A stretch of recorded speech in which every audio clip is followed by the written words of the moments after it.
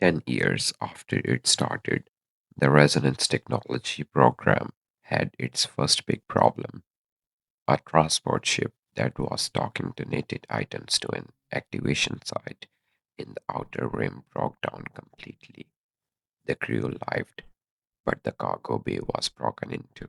The void of space took away 233 important things. The news came through while Maya was in a conference room. As the report was read out loud, she saw the color leaved Commander Okafor's face. Families need to be told right away, she said.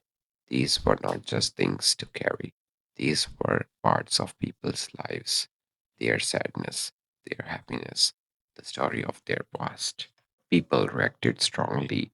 People who had given their most valuable things to the program felt betrayed. News organizations questioned the safety rules. Politicians asked for investigations to be done. Some people wanted the whole program to be put on hold until safety measures could be put in place. Maya spent a week calling the families of the lost things. Every conversation broke my heart. My son's baseball glove, one father said, his voice breaking. He died when he was 12. That glove was the only thing I had left of him playing ball in the yard, and now it's just floating around in space out of here. I'm so sorry, Maya said, and she meant it with all her heart. We let you down. We let your son's memory down. Was it at least helpful before it was gone? Did it give power to anything important? Maya looked in the database. It was part of a set aside for a medical research center. The first scans showed that it had a very strong information signature. It would have been part of the main activation array. There is silence on the line. Then, in a low voice, he wanted to be a doctor. He brought it up all the time.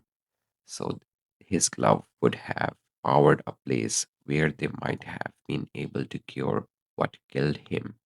I guess that's something. Maya cried and put her head in her hands after the call. 20 minutes later, Dr. Webb found her like that. She said, "This is on me. I begin this. I made people give up the things they loved the most, and we lost them. We just lost them because of a problem with the equipment that shouldn't have happened." The failure was mechanical, not philosophical, Dr. Webb said softly. The ship that was transporting it had a broken cooling system. That is the job of the safety inspectors and the maintenance crew. Not your fault, not on the list. Say that to the families. I can't, but you can. You can tell them that their sacrifice was important, that even though the things were lost, the data had already been scanned. We have full information signatures for each item. They are not gone from the program, they are just not there anymore. Maya raised her head. The data is still there before shipping. Every item is fully scanned. We have full digital records of how they use their information. We can't give back the physical items, but we can still use them for activations. We copied the meaning they had to our databases. It was something, not enough, but it's a start. Maya set up a memorial service for the things that were lost.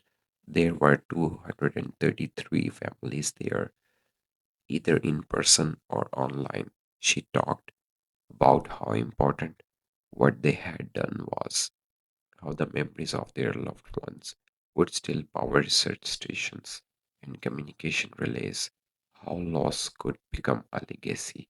During the open mic part, a woman got up. She was old, and even though she was clearly upset, her voice was steady. I gave away my wedding dress. I wore it when I married my husband 60 years ago. She passed away 5 years ago, and that dress was the happiest thing that ever happened to me.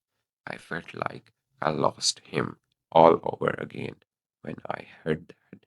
It was lost in the accident, like I had given away something I should have kept. She stopped for a moment to collect her thoughts, but then I thought about what we are doing here. We are not just giving things away. We mean that we have been through matters more than just our own lives. That the love I felt in that dress is real and strong enough to move starships and power research that could save lives. My husband worked in science. He had faith in progress. He would have loved that the dress carried his memories as part of something bigger. She sat down in complete silence, and then the applause grew louder and louder. Maya felt tears on her cheeks again, but they were different this time. These were tears of understanding. This woman got what Maya had been trying to say for 10 years. The meaning didn't go away when the things did. That meaning could last longer than the physical form. The program put in place new safety rules. All transportation systems have three backups, tracking each donated item on its own. Insurance policies that paid out, even though everyone knew that no amount of money could replace real meanings. And most importantly, make sure to back up everything digitally before moving it. The medical research facility was able to start up again 6 months after the accident using the scan data from the missing items. The information signature on the baseball glove helped fund a wing for pediatric oncology. The information about the wedding dress helped relationship therapy research centers. Every lost thing found a new use in digital form. Maya went to the facility dedication ceremony. There were pictures and stories of every item that had been given, even the ones that had been lost on the walls. There was the dad who had lost his son's baseball glove. Maya saw him standing in front of a picture of his son. The man said, "He's a part of this, not just his glove. That guy, his hopes of becoming a doctor, his happiness while playing baseball. Everything was turned into something that is actually helping kids now. That's better than the glove being in my closet. That's his life mattering in ways I couldn't have given him." "I'm glad you see it that way," Maya said slowly. "Not everyone does." "Oh, I'm still mad about the crash. Someone should have noticed that the coolant system wasn't working. I'm not mad about giving, though. You made the right choice. That doesn't change because of the accident." Maya couldn't stop thinking about the conversation. The program had to deal with the crisis and got through it. It didn't just survive, it also made its purpose clear. This wasn't about keeping things safe, it was about keeping meaning alive and spreading it, about talking what people have learned and using it to make progress. But there were still questions. We still don't know why the collective made technology that needs this. Dr. Webb said at a research meeting, "We have turned on more than 100 facilities now. We know how things work, but not the reason. Why would an advanced alien civilization make their most important technology depend on meaning?" "Maybe because meaning is the same for everyone," Zara Patel said. She had finished her PhD and now was in charge of the theoretical division. Every species that is aware of itself has experiences that are important to it. Perhaps the collective realized that meaning generates the most stable and potent information patterns in the universe. That it's not just something that happens to people, it's something that happens to all conscious beings. Then where are they? Someone wanted to know. Why give up this amazing technology if they really understood consciousness so well? Why not let us find it? No one had any good answers. The collective stayed a mystery. Their stations were spread out across this part of space, and they were all turned off until humans turned them on. When powered by human meaning, their technology worked, but that didn't explain what it was made to do. Maya had a theory that she had never told anyone about. She finally told Dr. Webb about it over drinks at a quiet bar late one night when she couldn't sleep. What if they are not gone? What if they are just waiting? Waiting for what? For us to work it out, to show that we know what meaning is and how to use it. This could be a test. It's possible that they left breadcrumbs for species that were still developing to follow.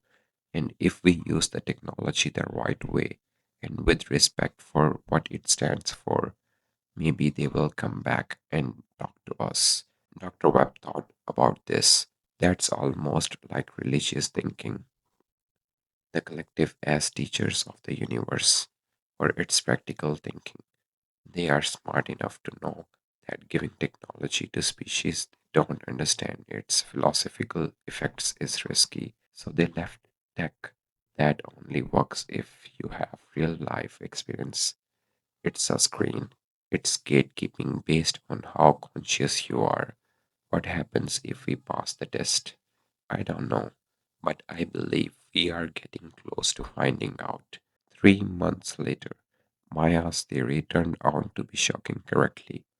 A research team that turned on a deep space observation platform picked up a signal coming in, not from space, not from any known source, from a place that humans hadn't yet explored. The signal was in a language that no one knew, but it had mathematical patterns that made it seem smart. More importantly, it looked like it was reacting to the platform being turned on. The collective had noticed. They are coming back, Maya said, watching the signal analysis with a mix of fear and excitement, or at least they are paying attention. We woke up their deck, and they felt it. What should we do? Rockefeller asked. What do? We keep turning on stations. We show that we know that they left behind, that we honor it, that we are using it for the right reasons, which are to connect, uplift, preserve, and grow. The signal went off every day for a week. Then it changed. The patterns in the math turned into something we could see. Coordinates, a place in space that is 12 light years away, and a date and time 6 months from now. They are inviting us somewhere, Dr. Webb said as he looked over the data, or daring us to meet them. This is the first contact either way, the first real contact, not the short business deal from the 300 years ago. This is them really talking to us, Maya said. Then we need to leave. We need a ship, a crew, and a bunch of the most important things we have ever gathered. We need to show them that we understand the assignment. If this is a test, the next 6 months were very busy with preparations, making a ship that can make the trip, choosing a crew, and most importantly, collecting things ensured the best of what people had learned about meaning. Maya knew what she wanted to give, the toys she had, the first ones. Dr. Webb asked, are you sure? The ones that had saved her life and started it all. Now they are museum pieces and artifacts from the past. Maya said firmly, they are mine first. They were supposed to be with me. And if they are going to meet the people who made this technology, I want them to meet the things that taught us how to use it. The beer, the astronaut figure, and all the other things were carefully packed for the trip, along with hundreds of other things that volunteers gave that understood how important this moment was. Letters from the war, wedding rings, and baby blankets, tools, journals, and musical instruments that have been passed down from one generation to the next. Each one had a story to tell, each one showed that people understood what the collective had left for them to find. Maya stood on the bridge of the ship as it got ready to leave. She went from being a technician to an accidental revolutionary to being the first person to make contact with an alien species that understood something basic about consciousness itself. Are you ready? The captain asked. Maya touched the box that held her toys. Ready. Come on, let's go meet our teachers. The ship jumped into warp, carrying hope, meaning, and the shared experience of a species that had finally figured out that energy and matter were not the most powerful forces in the universe. It was important, and they had been gathering it for 200,000 years.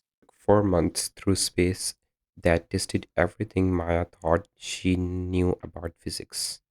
The ship, which was named the Meaning, went through warp channels that didn't seem to respond to computer navigation but to intention. Dr. Webb thought that the collective swap network could figure out why people were traveling and make changes based on that. It's like the technology is asking us why we are going, not just where. He said during one of the many times the crew met to talk about what had happened. The stronger our shared goal, the easier the trip will be. Maya spent the next few months learning everything she could about the collective. They had come to human space without warning 300 years ago. Not in a mean way, but not in a friendly way either. They had set up trade, gave each other some basic tech, taught people the basics of warp travel. After 15 years of little contact, they had pulled back. No reason given, no farewell, just left, leaving behind dozens of stations that are not working. Why though? Captain Sarah Morrison asked late at night. Why leave if they wanted to teach us? Why not stay and help us? Maybe it's because teaching is not the same as telling, Maya said. Maybe the lesson only matters if we figure it out ourselves. Like how you can't really understand resilience until you have been knocked down and had to get back up. The collective couldn't give us understanding. They could only make it possible for us to learn it. Dr. James Okonkwo, the ship's therapist, had been talking to crew members every day about the things they had brought. Part of the mission was to understand what it meant to them personally. If they were going to tell the collective about the meaningful experiences of people, they needed to be able to explain why those experiences were meaningful. Tell me about your contribution, he said to Maya during their scheduled meeting. She took out Bear, the teddy bear that had been with her longer than most of her relationships. This is Bear. I know. What a creative name. I have had him since I was 3. He was there for every nightmare, every heartbreak, and every time I felt alone. He's always been there for me. Why take him on this mission? Because he's proof. Proof that something small, soft, and functionally useless by most standards can still be powerful. That comfort matters. That the things we love shape us in ways that can be measured if you have the right tools. Dr. Okonkwo smiled. He's also your security blanket, for real. Yes, and I'm not ashamed of that anymore. I used to be. I thought needing comfort was a sign of weakness. Now I know it's just honesty. We all need something to hold on to when things get scary. Beer's mine. And this mission is scary. Scary? We are meeting a species that built technology we barely understand, that watches us from light years away, that set up what might be the most important test humanity has ever faced. Yeah, it's scary, but you are going anyway, because someone has to, and I am the one who started this whole thing. It feels right that I see it through. The collective sent another signal 2 weeks before they were supposed to arrive at the coordinates. This time it had words in it, language of humans, English, which is a little old fashioned, suggests that they studied people during that brief contact period 300 years ago. Bearers of meaning, you come. We are interested in how you have grown. The technology you have activated was left on purpose as a test of readiness. You have shown that you understand more than we first thought. We welcome conversation. The message was formal, but not too formal. Maya couldn't quite put her finger on what it was. Not warmth, but recognition, acknowledgement. Captain Morrison said, "They sound happy or shocked that we figured it out at all." Dr. Webb said, "Maybe most species don't. Maybe most civilizations that are growing try to force the technology and fail." Someone asked, "What happens to them then?" No one knew what to say. The effects were scary. Was the collective watching more than one kind of animal? Are you testing them all? What happened to the people who didn't pass the test? When the meaning came out of warp at the right coordinates, every screen on the bridge was filled with the impossible. A building, not a ship or a station, but something that didn't fit into any category. It was huge, bigger than the moon, and it was looked like it was in more than one dimension at the same time. Maya's eyes couldn't quite make sense of its shape. From every angle, it looked different, as if perspective could change when it was around. "That's not a ship," Captain Marson said in a low voice. "That's architecture. That's civilization scale engineering." Maya said, "That's the collective." And she felt sure of it. Not a ship from them, that is them somehow. The structure pulsed with light that felt like home. The same kind of light that activated warp drives gave off. The same resonance that things that meant something made, but louder, focused. This wasn't technology that was powered by meaning. It was meaning that was given a physical form. A way to talk opened up. Only sound, no video. The voice that came through was not male or female, young or old. It just was. "Hello, humans, we are the collective. Your species has reached a level of understanding that makes direct contact possible. This makes us happy." Captain Morrison answered, "We are grateful for your invitation. We are here to learn more about the technology you left behind and why you left it.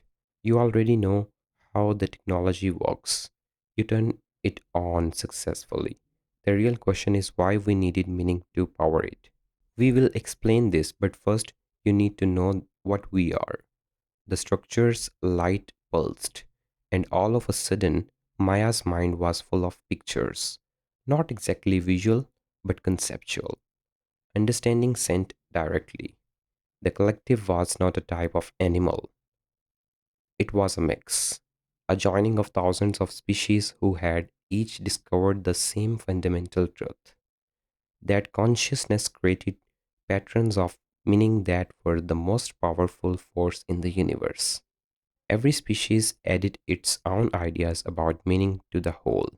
Each contributed their distinct viewpoint on significance, purpose, and value. They had become more than just living things on their own.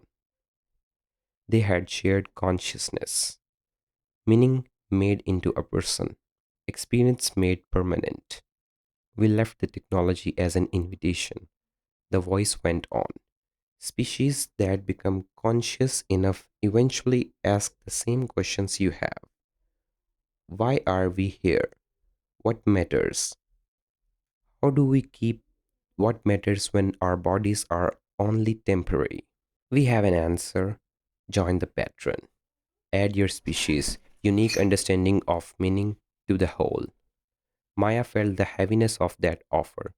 They were not just being welcomed into a group, they were being asked to join something that went beyond living things, to have experiences, problems, victories, and meaning of all people become part of a cosmic consciousness.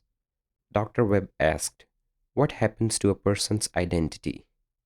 Do we stop being human if we join? You become more than human. You keep everything that makes you how you are and gain access to everything that makes us who we are. Every species that joins keeps its own point of view. The collective is not homogenization, it is synthesis. We are stronger because we are different together. Captain Morrison asked, how many species have joined? 47,613 across 11 galaxies, over 3 million solar cycles of existence. Each species brought meaning we had not known. Each enriched the whole. The number was mind boggling. 47,000 different kinds of life forms all decided to be a part of this cosmic mix. Everyone thought that being part of something bigger made them better people. And what about species that don't want to join? Maya asked. Keep doing what you are doing. We don't force anyone, we only offer. Some species are not ready, and some will never be ready. That's fine. The universe has room for many ways of living, but you have to test them first with the old technology. We measure readiness. Yes, technology that is powered by meaning needs a species to value meaning. They need to understand that significance can be measured and that experience makes real patterns. Species that figure this out on their own are the ones that might appreciate what we have to offer. Maya looked at the other people on her crew. 40 people, each with something important to them in their hands, each representing billions of humans who were just beginning to understand what they would stumbled into. We need time, Captain Morrison said. This isn't a choice that one ship's crew can make for everyone in our species. We understand you will have time, but first we need to trade. You brought meaning to share, and we will experience it. In return, we will share meaning from the collective. This is a temporary joining so you can understand what we offer. Is it safe? Dr. Okonkwo asked.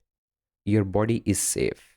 Your consciousness will temporarily expand to touch the collective, then return to your own life. It's like looking through a window instead of walking through a door. The crew talked to each other. This had never happened before. Direct mental contact with a superconscious alien.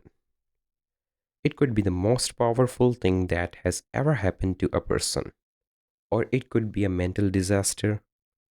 Maya said, I will go first. If this is safe, I will tell you. If it's not, don't let anyone else try. Dr. Webb began.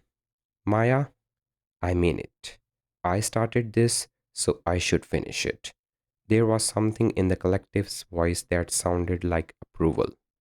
The one who powered ancient technology with childhood comfort brings that game courage here. We will welcome you, Maya Rodriguez. Get your important things ready. The exchange will happen through them. Maya picked up her toys and went to the right room. Her crewmates watched from behind protective barriers as she put the things in a circle. Beer was in the middle. Ready, she said.